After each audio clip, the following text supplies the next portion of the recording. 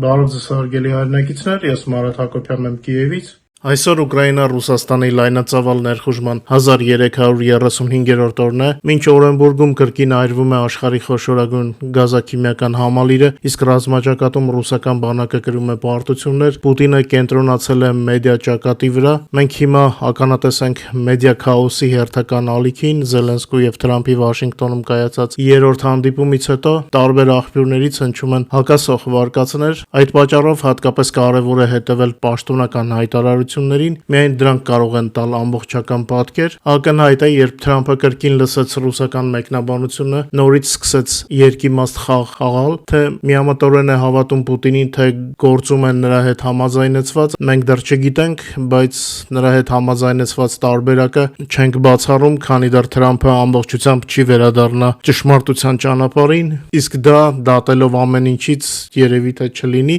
բայց միևնույն է, մենք մեր քաղաքականություն ունենք իրականացնելու, մեր երկիրը պաշտպանելու։ Ուկրաինայի նախագահ Վլադիմիր Զելենսկին լրագրողների հետ հանդիպման ժամանակ զգուշավոր լավատեսություն է հայտնել Ռուսաստանի ագրեսիվ պատերազմը դիվանագիտական ճանապարհով կարգավորելու հնարավորության վերաբերյալ։ Զելենսկին ընդգծել է Ուկրաինայում ընթացող լայնամասշտաբ պատերազմը համեմատելի չէ աշխարհի մյուս տարածաշրջաններում տեղի ունեցող հակամարտությունների հետ։ Մեջբերեմ, ես չեմ ուզում նսեմացնել կամ չափազանցնել որևէ երկրի իրավիճակը, բայց այնինչ կա Մերձավոր Արևելքում ու այնինչ տեղի է ունենում Ուկրաինայում, համեմատելի չեն։ Սա այլ մասշտաբ է, այլ պատմություն է, նշել է Զելենսկին։ Նրա խոսքով միջազգային հարթակներում ձևավորվում է հստակ քաղաքական պահանջ այս պատերազմին վերջ դնելու ուղղությամբ։ Աշխարհում նման տրամադրություններ կա, եկեք կենտրոնանանք ու վերջ տանք Ռուսաստանի այս պատերազմին, ասել է նա։ Զելենսկին վստահեցրել է, որ Ուկրաինան օգտվում է այդ հնարավորությունից, Ռուսաստանին ճնշելով թե ռազմաճակատում, թե դիվանագիտական դաշտում։ Ռուսաստանի ղեկավար Վլադիմիր Պուտինը նախորդ շաբաթ հեռախոսազրույց է ունեցել Թրամփի հետ։ Պատճառը Թրամփի հայտարարություններն էին Ուկրաինային հեռահար Տոմահավք հրթիռների հնարավոր մատակարարման մասին։ Զելենսկին պատմել է, որ հոկտեմբերի 17-ին Սպիտակ տանը Թրամփի հետ հանդիպումից հետո այդ հարցը քննարկվել է նաև եվրոպացի առաջնորդների հետ։ Մեջբերեմ, այդ տրամադրությամբ մենք որոշ քայլեր ենք անում Տոմահավք հրթիռների եւ այլ սպառազինության ուղղությամբ։ Դրանք նոր քայլեր են եւ իրապես ուժեղ ճնշում է ստեղծվում Ռուսաստանի վրա, նշել է Զելենսկին։ Ըստ Ուկրաինայի նախագահի, ռուսները լրջորեն անհանգստացած են Թրամփի այդ հրթիռների վերաբերյալ որոշումից։ Զելենսկին նաև հիշեցրել է, որ Ուկրաինան առաջարկել է Ամերիկային փոխանակել Տոմահավկերը ուկրաինական դրոնների հետ։ Փաստացի ստեղծվել է մի իրավիճակ, որ Տոմահավք հրթիռները դեռ չեն մատակարարվել եւ դեռ բարձ չի կմատակարարվեն թե ոչ, բայց Տոմահավք հրթիռների գործոնը արդեն աշխատում է Ռուսաստանի դեմ։ Բացի դրանից, Ուկրաինան եւ Ամերիկան այժմ նախապատրաստում են պայմանագիր 25 Patriot զենիթահրթիռային համակարգերի մատակարարման վերաբերյալ։ Զելենսկին հայտնել է նաև, որ առաջիկայում հանդիպում է նախատեսվում Ֆրանսիայի նախագահ Էմանուել Մակրոնի հետ։ Նա ընդգծել է, եթե Թրամփը Պուտինի հետ հանդիպումից հետո փորձի ճնշում գործադրել Ուկրաինայի վրա, ապա ոչ ոք չի շահի։ Մեջբերեմ, մենք չենք տալու հաղթանակը Ռուսաստանին, ասել է Զելենսկին, վստահեցնելով, որ եվրոպացի առաջնորդները աջակցում են իր դիրքորոշմանը։ Եվրամիության արտաքին քաղաքականության եւ պաշտպանության հարցերով բարձրաստիճան ներկայացուցիչ Կայա Կալասը իր մտահոգությունն է հայտնել այն կապակցությամբ, որ դիկտատոր Պուտինը պատրաստվում է ժամանել Եվրամիության անդամ պետություն։ Լյուքսեմբուրգում Եվրամիության արտգործնախարարների խորհրդի նիստից առաջ Կայա Կալասը ընդգծել է, Եվրամիությունը պետք է ուշադիր հետևի, թե ինչ զարգացումներ կլինեն Բուդապեշտում ու չմոռանա, Ռուսաստանը երբեք չի համաձայնում իրական բանակցությունների, եթե իրեն չեն ստիպում։ Մեջբերեմ, մենք հույս ունենք, որ նախագահ Թրամփն էլ կլինի այդ ճնշման աղբյուրներից մեկը։ Կարևոր է, որ նախագահ Զելենսկին նույնպես հանդիպի Պուտինի հետ, ընդգծել է Կալասը։ Նրա համոզմամբ Ամերիկան ունի բավարար լծակներ, որպեսզի Ռուսաստանին նստեցնի բանակցային սեղանի շուրջ։ Եթե լծակները օգտագործվեն, ապա իհարկե լավ կլինի, Ռուսաստանը պետք է վերջ տա այս պատերազմին։ Իմիջիայլոց Թրամփը այնպես է խճճվել, որ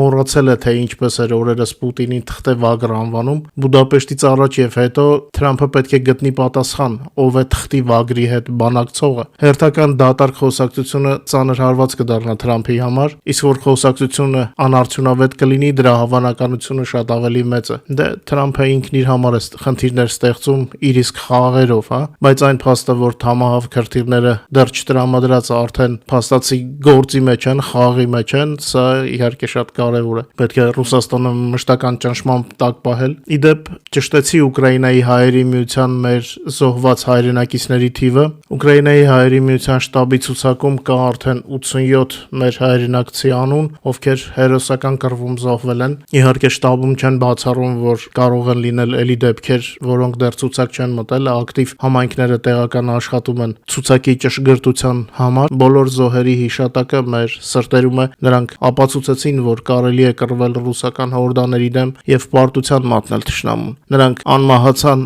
աշխարհին ցույց տալով Պուտինի եւ նրա ստահակների իրական դեմքն ու կշիռը։ Շեծնեմ, որ բոլոր այն կադրերը, որոնք մենք չենք կարող ցուցադրել YouTube-յան հարթակում, կարող եք դիտել մեր Telegram-յան ալիքում, QR կոդը ձեր էկրաններին է, բաժանորդագրվեք եւ վայելեք, եւ նախքան մեր այսօրվա եթերի այլ թեմաներին անցնելը, խնդրում եմ մի քանի վայրկյան հատկացրեք YouTube-ի գործիքներից օգտվելու եւ մեր եթերը լայքելու, եթե հնարավոր է նաեւ սոցիալական ցանցերում տարածելու համար։ Սա շատ կարևոր գործողություն է, դրանից կախված է եթերի հաջողությունը։ Շվեդիան կոչ է անում Եվրոպային անցնել պատերազմական ռեժիմի։ Նիդերլանդների հետախուզական ծառայությունները կրճատել են Ամերիկայի հետ տվյալների փոխանակումը Ռուսաստանի կողմից Ուկրաինայի դեմ պատերազմի եւ Եվրոպային սպառնացող վտանգի մասին իրազեկվածության աճի ֆոնին Նիդերլանդները զգալիորեն ընդլայնել է համագործակցությունը այլ եվրոպացի գործընկերների հետ։ Ամերիկայի նոր վարչակազմի օրոք գործակալությունները փոխել են իրենց մոտեցումը կենտրոնական հետախուզական վարչության եւ ազգային անվտանգության գործակալության հետ համագործակցության հարցում։ Մեջբերեմ, ճիշտ է, որ մենք երբեմն որոշակի բաներ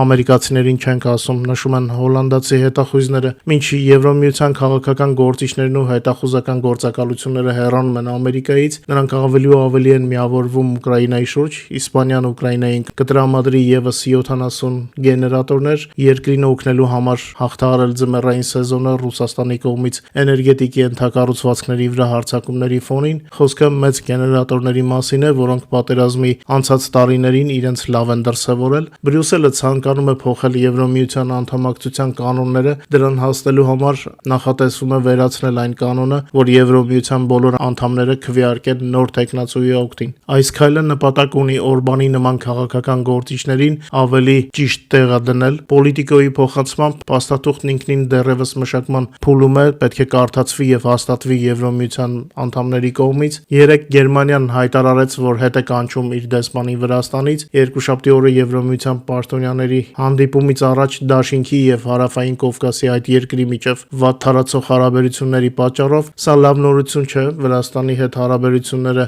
ազդում է նաեւ Հայաստանի հետ իրավիճակի վրա։ Վրաստանն այժմ Հայաստանի միակ կապող օղակն է Եվրոպայի հետ, եւ որքան Թբիլիսիի կապերը Եվրոմիության հետ ամուր լինեն, այնքան մենք մեզ լավ կզգանք։ Բայց մինչ քաղաքական դաշտում սրացում է զգացվում, տնտեսական հարցերում կարծես Եվրոմիությունը Վրաստանը աչքաթող չի անում։ Ուկրաինան դառնում է միջազգային Կարդեսա նախագծի առանցքային մասնակից։ Խոսքը Սևծովյան ստորջրյա մալուխային համակարգի մասին է, որը միացնելու է Եվրոպան եւ Ասիան շրջանցելով Ռուսաստանը։ Այս մասին հաղորդում է Ուկրաինայի թվային փոխակերպման նախարար Միխայիլ Ֆյոդորովը։ Նրա խոսքով Կարդեսա մալուխային համակարգը կկապի Ուկրաինան, Բուլղարիան, Թուրքիան եւ Վրաստանը, դառնալով մաս Եվրոպան Ասիային կապող նոր թվային միջանցքի։ Նպատակը ապահովելն է անկախ եւ անվտանգ ինտերնետային հաղորդակցություն առանց ռուսական վերահսկողության։ Նախագիծը իրականացում է Vodafone ընկերության կողմից Սևծովյան տարածաշրջանի երկրների գործընկերների աջակցությամբ։ Բավականին հետաքրքիր է, որ Ադրբեջանը, որը մշտապես առաջարկում է իրեն որպես կամուրջ եւ տարանցիկ միջանցք Եվրոպայի եւ Ասիայի միջև, Կարդեսա նախագծում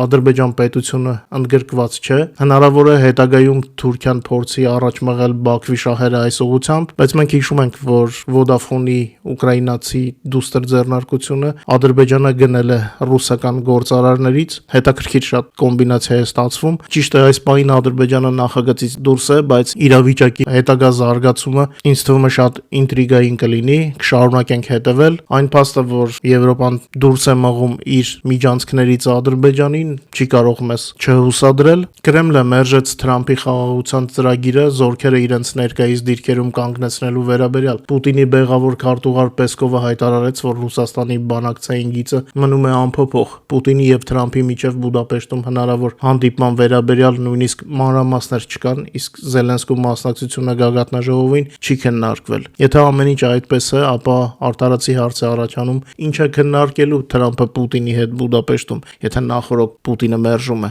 Դե իսկ մինչ Մոսկվան մերժում է խաղաղության նախաձեռնությունները, օկուպանտ երկրի տնտեսությունը շարունակում է կրճատվել, Ռուսաստանի խոշորագույն տիտանի արտադրողը անցնում է 4-օրյա աշխատանքային շաբաթվա։ Անցնենք ռազմաճակատի լուրերին։ Ռազմաճակատում անցած օրը տեղի է ունեցել 168 մարտական բախում, ըստ Ուկրաինայի զինված ուժերի գլխավոր շտաբի մարտական բախումները տեղի են ունեցել 10 ուղղություններով, ամենաշատը 58-ը Պոկրովսկի ուղղությամբ։ Հոկտեմբերի 20-ի գիշերը ռուսական զորքերը հարձակվել են Ուկրաինայի վրա, կիրառելով 3 Իսկանդեր MKN-23 տիպի բալիստիկ հրթիռ եւ 60 տարբեր տեսակի հարվածային դրոն։ Ուկրաինայի հակաօդային պաշտպանությունը ոչնչացրել է 38 դրոն, բալիստիկ հրթիռների եւ 20 հարվածային դրոնների խոցումներ գրանցվել են 12 տարբեր հատվածներում։ Գլխավոր ուղղությունները Օդեսա եւ Չեռնիգովի մարզներ երեկվա հարվածի ընթացքում, ինչպես նաեւ երկրի արևելքը հարձակման հետևանքով վնասվել է քաղաքացիական ենթակառուցվածք։ Առաջին անգամ ռուսները փորձել են հարվածել Պոլտավային նոր հրթիռով, բայց հրթիռը տեղ չի հասել։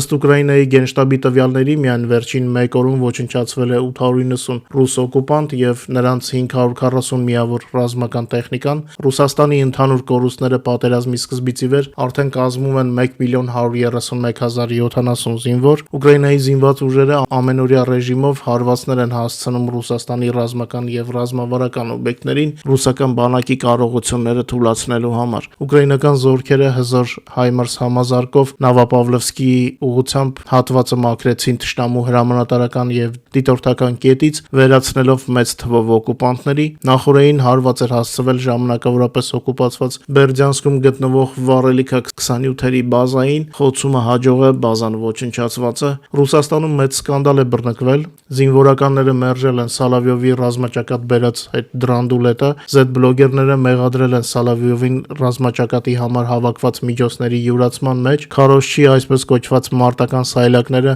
անպիտան են մարտական գործողությունների համար։ Դե քանի ռուսների վիճակը վատանում է ռազմաճակատում, այնքան ավելի ակտիվ սկսելու են իրար ուտել։ Իսկ ես շատ չերկարացնեմ շաբաթվա առաջին եթերը։ Շնորհակալ եմ, որ մեր հետ եք, խնդրում եմ չմոռանալ լայքել եւ տարածել մեր եթերները սոցիալական ցանցերում։ Երեկվա եթերը տեխնիկական պատճառներով ուշ թողարկեցի, ներող եղեք, պատերազմական վիճակում աշխատելն էլ սա է եւ ցանկացած եթեր կարող է վերջինը լինել, սա է պատերազմի իրականությունը։ Իսկ քանի ողջ ենք, կաշխատենք ձեզ տեղեկացնել իրական լուրերը, ձեզ ամենալավն ու բարին եմ մաղթում, հուսամ կհանդիպենք արդեն վաղը ավելի լավ լուրերով։ Բարով մնաք։